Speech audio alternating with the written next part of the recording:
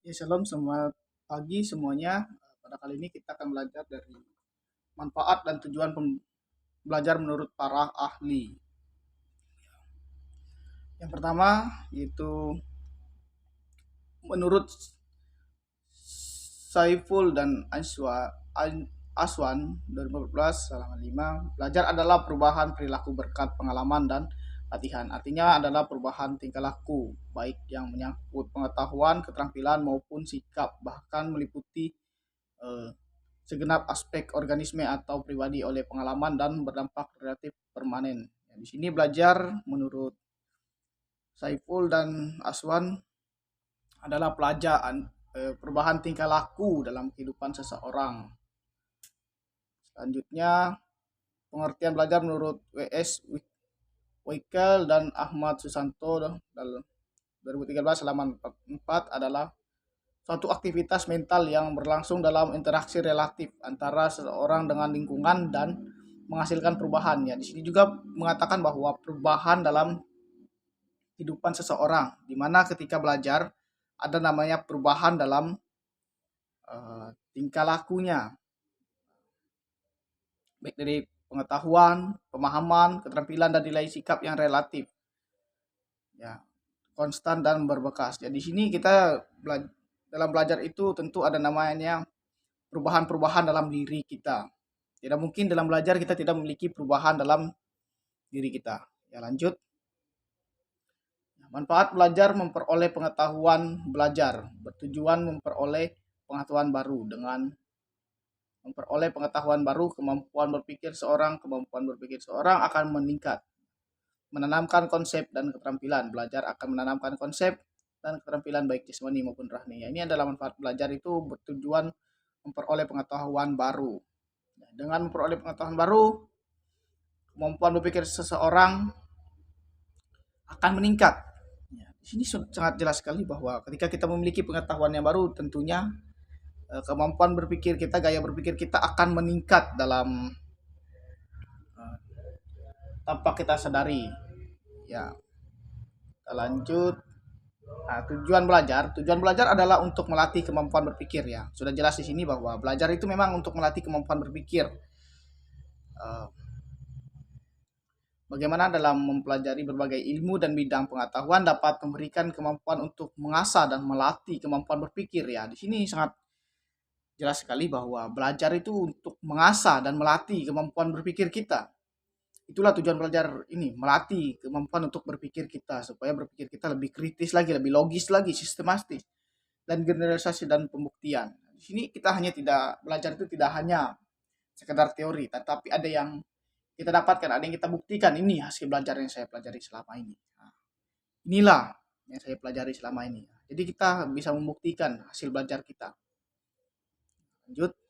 Nah, di sini adalah model-model gaya belajar yang efektif dalam ketika belajar, yaitu buat suasana belajar yang nyaman. Ya, ketika kita belajar tentunya kita ingin suasana yang nyaman dalam suatu pembelajaran kita supaya pembelajaran kita lebih baik lagi. Nah, ketika dalam belajar ini sungguh sangat baik bagi kita dalam hidup kita ketika kita belajar itu nyaman tanpa ada orang yang mengganggu kita.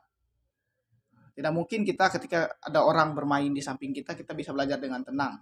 Tentu kita akan terganggu dengan hal-hal itu. Jadi kita membutuhkan suasana yang nyaman ketika dalam belajar.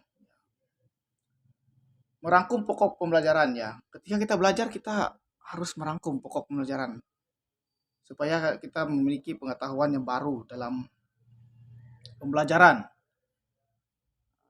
Ketika kita belajar kita harus merangkumnya, apa yang penting apa yang manfaat belajar ini yang harus kita pelajari.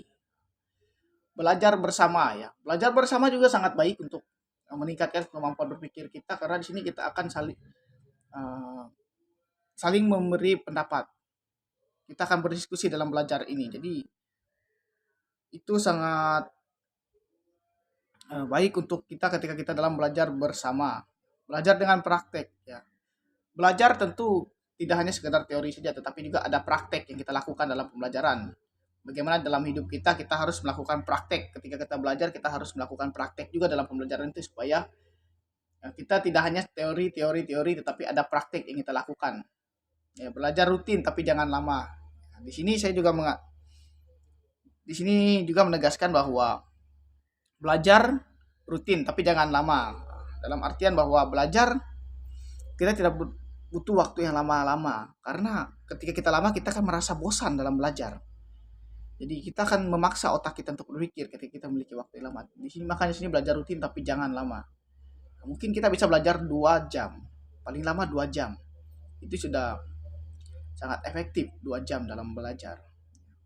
Mengerti bukan menghafal ya. Di sini juga mengatakan mengerti bukan menghafal, itu dalam artian bahwa ketika belajar kita bukan menghafal pelajaran itu, tetapi kita memahami pelajaran itu dan mengerti pelajaran itu apa maksud tujuan pembelajaran itu.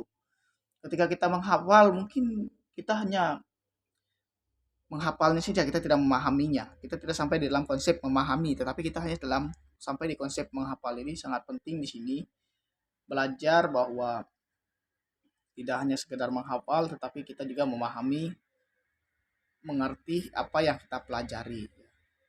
Teman-teman semua, eh, ini saya katakan bahwa belajar itu adalah suatu aktivitas yang sangat penting dalam hidup kita.